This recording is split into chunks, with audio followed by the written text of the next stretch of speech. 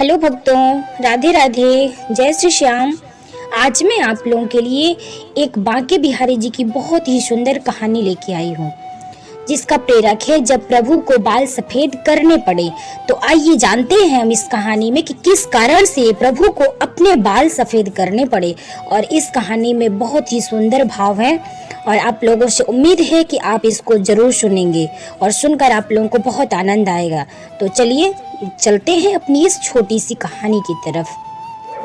एक राजा ने भगवान कृष्ण का एक मंदिर बनवाया और पूजा के लिए एक पुजारी को लगा दिया।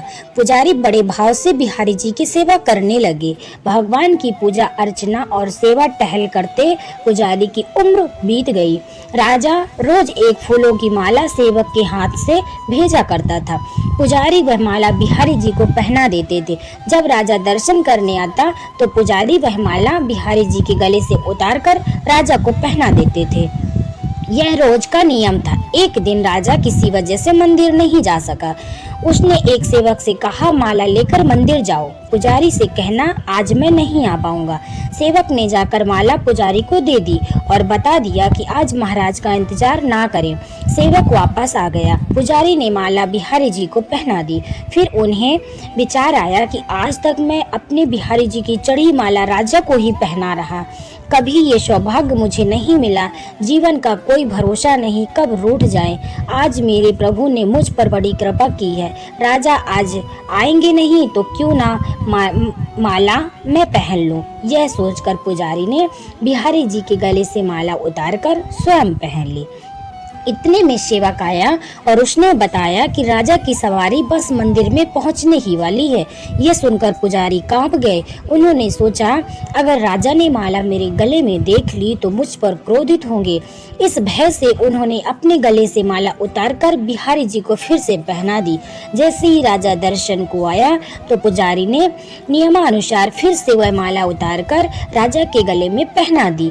माला पहना रहे थे तभी राजा को माला में एक सफेद बाल दिखा। राजा को सारा मजरा समझ आ गया। पुजारी ने माला स्वयं पहन ली थी और फिर निकालकर वापस डाल दी होगी। पुजारी ऐसा छल करता है, यह सोचकर राजा को बहुत गुस्सा आया। उसने पुजारी जी से पूछा, पुजारी जी ये सफेद बाल किसका है? पुजारी को लगा कि अगर सच बोलता हूँ तो राजा दंड दे देंगे। इसलिए जान छुड़ाने के लिए पुजारी जी ने कहा, महाराज यह सफेद बाल तो बिहारी जी का है।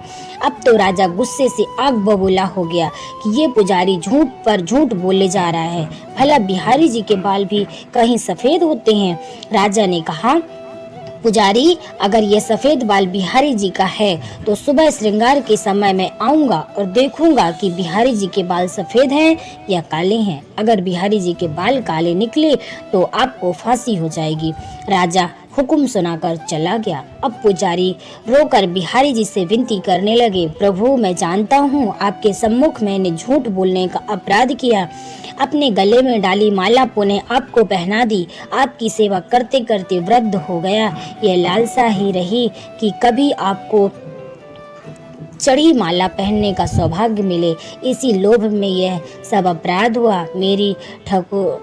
मेरे ठाकुर जी पहली बार ये लोभ हुआ और ऐसी विपत्ति आ पड़ी। मेरे नाथ अब नहीं होगा ऐसा अपराध। अब आप ही बचाइए, नहीं तो कल सुबह मुझे फांसी पर चढ़ा दिया जाएगा। पुजारी सारी रात रोते रहे। सुबह होते ही राजा मंदिर में आ गया। उसने कहा कि आज प्रभु का श्रृंगार वह स्वयं करेगा।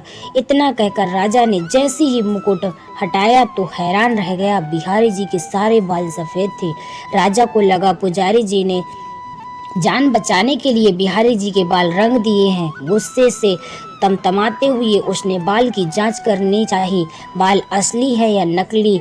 अब समझने के लिए उसने जैसे ही बिहारी जी के बाल तोड़े, बिहारी जी के सिर से खून की धार बहने लगी। राजा ने प्रभु के चरण पकड़ लिए और क्षमा मांगने लगा। बिहारी जी की मूर्ति से आवाज आई, राजा तुमने आज तक मुझे केवल मूर्ति ही समझा, इसलिए आज से मैं तुम्हारे लिए मूर्ति ही हूँ। पुजारी जी मुझे साक्षात भगवान समझते हैं। उनकी श्रद्धा की लाज रखने के लिए आज मुझे अपने बाल सफेद करने पड़े और रक्त की धार भी बहानी पड़ी। तुझे समझाने के लिए कहते हैं, समझो तो देव नहीं तो पत्थर। श्रद्धा हो तो उन्हीं पत्थरों में भगवान सब प्राण होकर भक्त से मिलने आ जाएंगे। तो भक्तों, कैसी लगी आपको इतनी भावुक भरी कहानी? मुझे उम्मीद है आप सभी लोगों को बहुत पसंद आई होगी। एक भक्त और भगवान की लीला। आप सभी लोगों को राम राम। जय श्री कृष्णा, जय श्री श्याम।